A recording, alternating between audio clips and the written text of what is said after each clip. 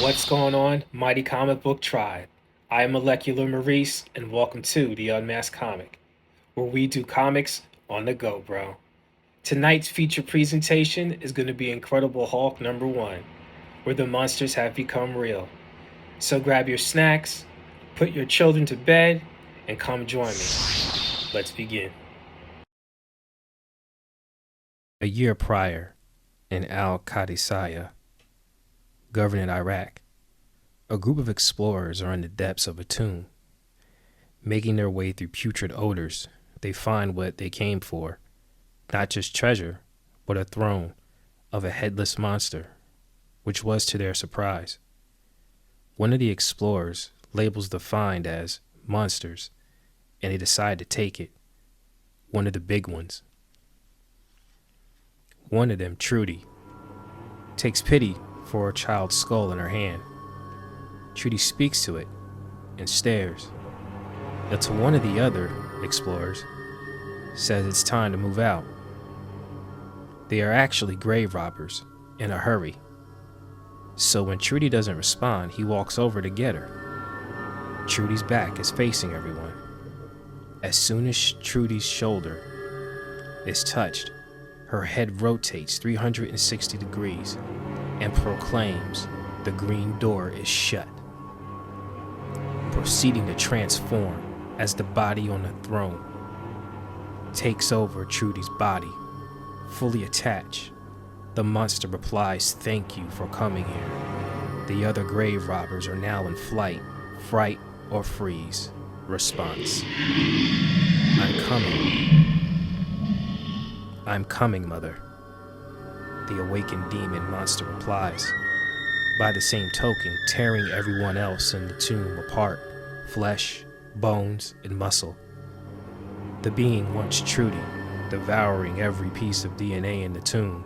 The monster then turns to the headless throne, pledging to resurrect his mother, siblings, and family, thereupon not having any adversaries now to stop them, because Trudy unintentionally shut the green door, leading into the Incredible Hulk #1. Bruce Banner, truly a man plagued by a gamma monster as the Hulk, previously had worked with Hulk as the Green Door is a metaphysical plane, allowing gamma-infected people like Bruce's wife, Betty Ross, to return to life after death. So Bruce and Hulk closed the Green Door. However, Bruce used it as an opportunity to imprison, torture, and lock away the Hulk psyche. However, in true Hulk fashion, he broke out the mind prison, and now Bruce Banner is on the run to save himself and society from the Hulk's wrath. In Still County, Kentucky, at a small diner, Bruce Banner enters distressed, in a hurry. Bruce just wants to get sandwiches and go. He's running from the Hulk, afraid the Hulk will erupt in public. Frantically counting his money, a dog walks up to him whining. A woman at one of the booths says the dog is confused, and it's hers. Usually he's protective, but now he's confused between that and wanting Bruce's sandwich. It's like the dog senses the Hulk, but sees and feels the non-threatening Bruce Banner. Bruce is really not trying to hold a convo, but the patron can't help to pity Bruce, telling him he seems troubled or lost. Bruce can only explain it simply. Somebody is angry with him, and there's no hope. But he grabs a sandwich and decides to feed the dog. Bruce then pays the waitress, who warns him about the weather. In like manner, Bruce then hears the Hulk's voice mid-sentence in the waitress's conversation with him. He's shocked and can see the alter ego's reflection in her glasses and the cake glass cover. Hulk is like, "You should have known better, Bruce. Why would you chance coming around people?" Then the Hulk is gone. The waitress returns, counting his change. But Bruce is already gone. Running at full speed, he heads towards the woods, pleading with his inner demon. It's not their fault. Hulk responds, "No, It's all your fault, Bruce. Ultimately, finally transforming, and snap, crackle, popping Bruce's frail frame to make room for the Green Goliath. Then everything for Bruce goes black. In spite of trying to fight Hulk off, Bruce awakens in ripped clothes, slightly disfigured, in an environment of animal carcass and broken trees. Consequently, the Hulk hurts both ways of transforming and regressing back for Bruce Banner. From the tree line, Bruce sees and hears police lights flashing, the typical comms of the vehicle simultaneously going off. They were at the same diner Bruce fled from earlier. Smashed to smithereens, the same dog barking a storm, with "Your fault" tagged on the wall behind it. All Bruce can do is accept the shame and guilt. Although this may be, he retreats back into the woods, in spite of the chaos and obnoxious barking. Elsewhere, the woods are also harboring a man in drunken slumber. At the same time, his young teenage daughter sneaks past him, as loud music mutes her footsteps. Moments later, her grandmother left for her, calling on Rusty to help her with the final touches. The car loses traction on a jack and crashes to the ground, thundering. The two teenagers look at each other in horror. Not long before Charlie, or Charlene's, dad busts outside with a big wooden stick, demanding to know why she is stealing the car. But to no avail, you hear the father scream Charlene as she flees into the night of the forest, cursing him as she runs for always being intoxicated, abusive, and a deadbeat. The father pursues the chase, screaming he'll kill her in the near distance. Charlene and tramples her way through a trail until she loses her footing and falls face first on the ground, vowing to herself she will be bigger one day and stronger than everyone.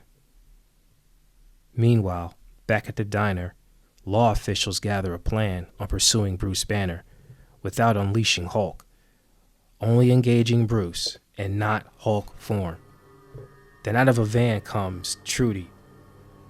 From the beginning of the story, with two Spec Ops henchmen, they follow the Gamma Trail as Trudy senses the scent of the green door. When Trudy sends off one of the henchmen, as he kneels before her asking to feed off of his catch, addressing Trudy as Eldest. The eldest promises her minion to complete the task first, then feed.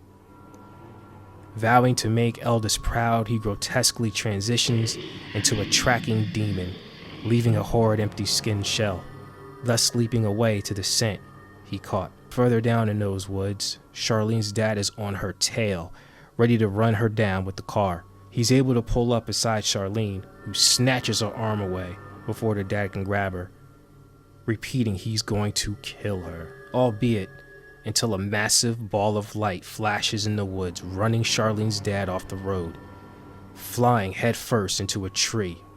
Charlene gets up and wonders what she just saw, thus hearing the police surround and apprehend Bruce Banner.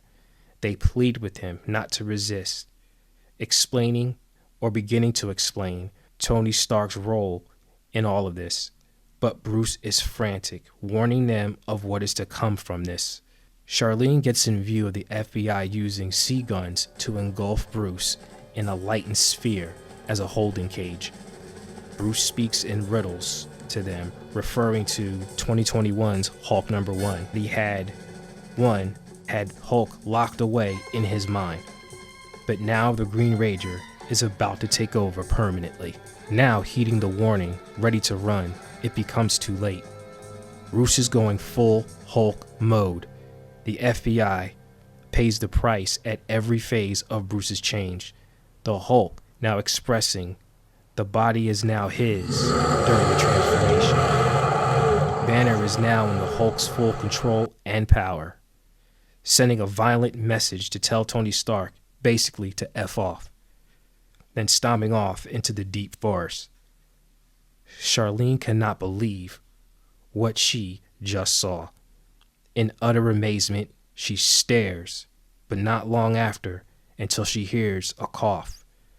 Her dad struggling to get out of the wrecked car, still uttering he's going to kill Charlene, before falling to the dirt, cursing Charlene's very existence.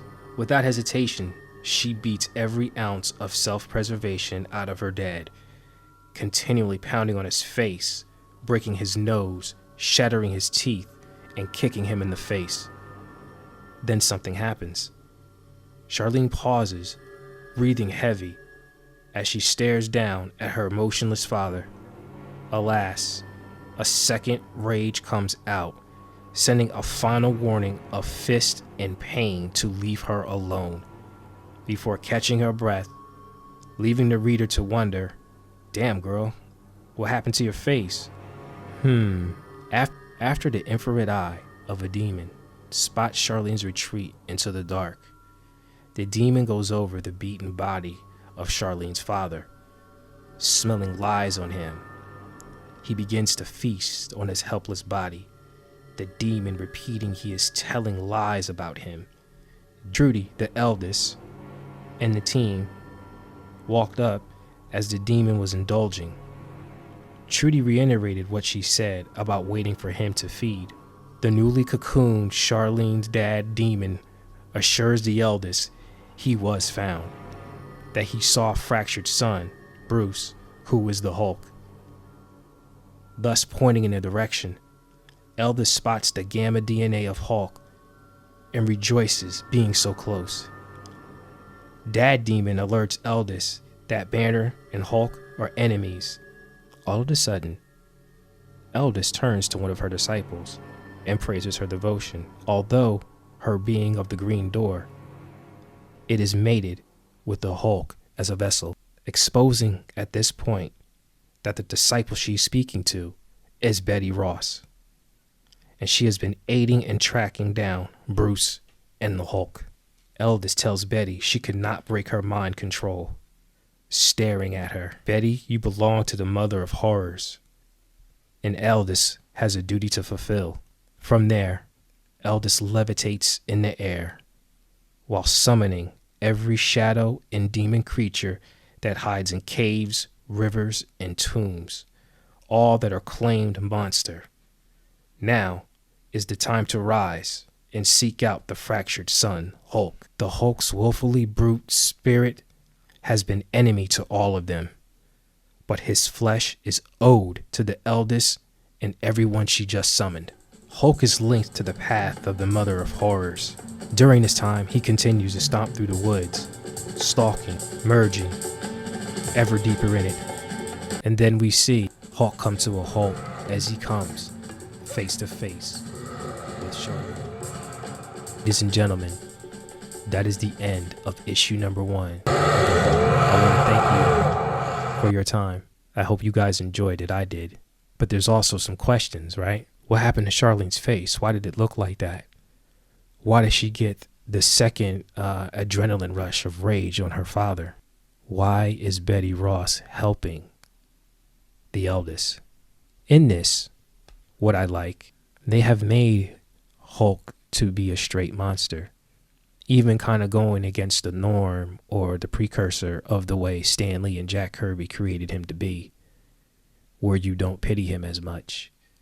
All the power and strength, weakness that you're seeking or looking for is in Bruce Banner himself. He is actually the more powerful one. Hulk is a monster. It's a modern day Dr. Jekyll and Mr. Hyde. A TikTok or comic spot. Molecular Morrissey, a masked comic LLC. Baby. The end.